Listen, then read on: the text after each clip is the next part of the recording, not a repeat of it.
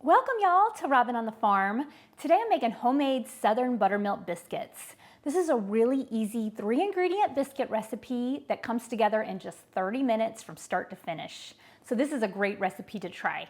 Now I'm from Georgia and I love my biscuits and I make them every which way. This is really one of my favorite ways. It's so easy and they are so delicious. So let's just get started on the recipe. For this recipe, you're gonna need some self-rising flour, some buttermilk, and a couple sticks of butter. Now don't worry if you don't have these exact ingredients, there are some substitutions that you can make. And down in the description, I'll leave the printable recipe and I'll include those substitutions. So definitely give this recipe a try. You want 4 cups of self-rising flour right on into your bowl. After that, you want a couple sticks of butter. I'm gonna use 2 sticks of butter. You want this to be nice and cold. I've had this in my freezer for about 20 minutes and it's nice and cold now.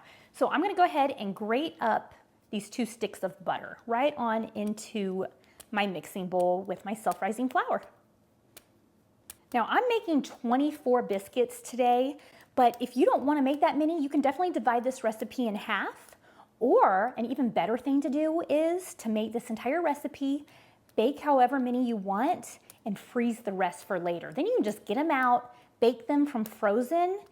That is such a time saver and such a wonderful way to make biscuits. They really are just as good baked from frozen as they are from fresh. So that is a great meal prep idea right there, and I do that a lot. Now I have both of my sticks of butter grated and in the bowl. I'm using salted butter, but you can definitely use unsalted butter if you want, but I do like the flavor a little bit better with salted butter. And the main thing is that you use nice cold butter. Frozen is best, but straight from the fridge works great too. And our next ingredient is buttermilk. I'm just gonna use this cultured low-fat buttermilk from the grocery store, but if you don't have any of this, you can also use some buttermilk powder plus some water. This is great for your food storage, so I always have some of that on hand. You can use some milk plus some vinegar or lemon juice. I'll leave all of that down in the recipe in case you need a substitute. But I really like this best. And I have to admit, I do milk my own cows, and when they're in milk, I make my own butter and I have the leftover buttermilk. I really like using this cultured buttermilk from the grocery store rather than that real buttermilk. It just has more of a flavor, better taste to it. So this is what I'm gonna use today. Now, I'm gonna use 2 cups of this cultured buttermilk. So 2 cups right on in there. This is nice and thick, smells really good. Okay, so 2 cups of buttermilk right on into our bowl. And those are all of our ingredients. 2 cups of buttermilk, 2 sticks of butter, 4 cups of self-rising flour. Now I'm gonna go ahead and get this mixing. It's really important to keep all of your ingredients nice and cold, and I'm probably taking a little bit too long today since I'm filming, but it'll be okay. So I'm gonna use this Danish dough whisk, and I am just gonna whisk up these ingredients really well. And you definitely don't want to overwork your biscuit batter. You definitely don't wanna do that. It'll give you tough biscuits. So you just wanna mix it just until everything is come together and is combined. I've just taken a minute to mix up the ingredients for our biscuit batter, and look at this. You can tell it's very, very sticky, very shaggy. It's not coming together into a nice ball of dough. This is exactly what you want your dough to look like for your biscuits. So now it's time to turn this out onto the countertop. So I'm gonna grab a little bit more flour. I'm gonna sprinkle it on this dough mat. And I'm gonna use this flour to help work this dough. This dough smells so good. That buttermilk, ooh, smells incredible. Now I'm gonna sprinkle a little bit more flour on top of this dough, maybe about 1/8 of a cup. I'm gonna put some on my hands, rub it all around, and I'm not gonna knead this dough. I'm just gonna flip it over and over in this flour, and that's all you wanna do. So I'll show you. We're just gonna flip it, press it out, flip it, press it out, flip it, press it out. And that just takes it from being really sticky and unmanageable, sticks to everything, into a nice ball of dough without overworking it. So just do this a few times and then it will be ready to go. Okay, I flipped my dough over probably about 15 times and now it's much more manageable and it's ready to be rolled out.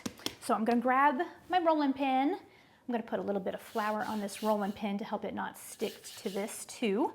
And I'm just gonna roll this out a little bit to give us better flaky layers. I'm gonna fold this dough into thirds. So I'm gonna take this end, fold it over, fold this over, and then I'm gonna flip it over. I need to put a little bit more flour under here. Flip it over, and I'm gonna do the same thing again. I'm gonna roll it out a little bit, and then I'm gonna just fold it one more time. And this will give you better, flakier, taller risen biscuits with those yummy layers in them. You know what I'm talking about? Yes, this is how you do that. You definitely want to fold in your dough. That'll create air pockets and better biscuits. Now I'm using my rolling pin to roll out my dough to about 1.5 inches thick.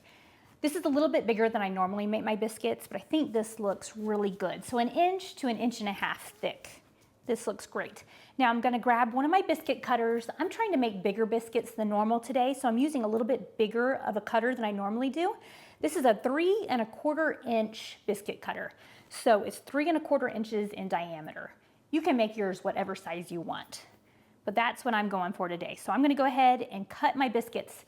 Now the secret to this is to press down and lift right back up. Don't twist. You don't wanna seal the edges of your biscuits. I'm gonna put that right there on my baking sheet. Now this is one of my 10 by 15 inch cast iron baking sheets. I love this thing.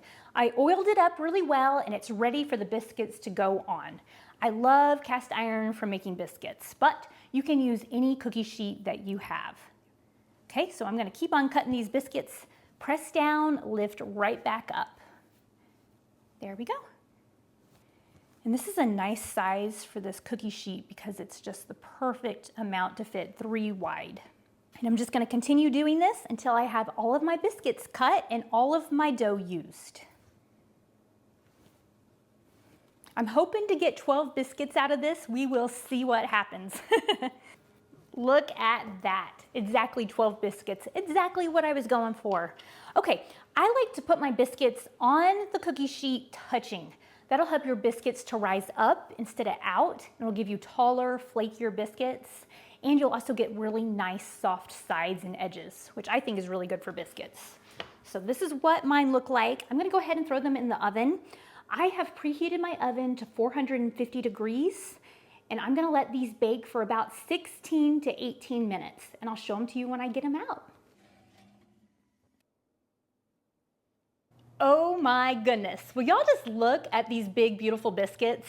Our homemade Southern Buttermilk Biscuits turned out absolutely beautiful. Now, I let these bake for 20 minutes. They were a little bit bigger than I even thought they were, so they took 20 minutes. I could have gotten them out a little bit earlier, but they would have been lighter in color, and this is the color that I like them. So definitely let yours bake as long as it takes to get them the color that you want. But these look fantastic, and they smell so good too. Now, I'm gonna make them that much better by brushing a little bit of melted butter on top. I have my cast iron melting pot right here and my basting brush. I'm just gonna brush on a little bit of this melted butter. This will make them look really pretty and give you even more of that yummy buttery taste. I wanted to be sure that you could see this biscuit really well. Look at this beautiful biscuit. Look at these flaky layers, nice and soft.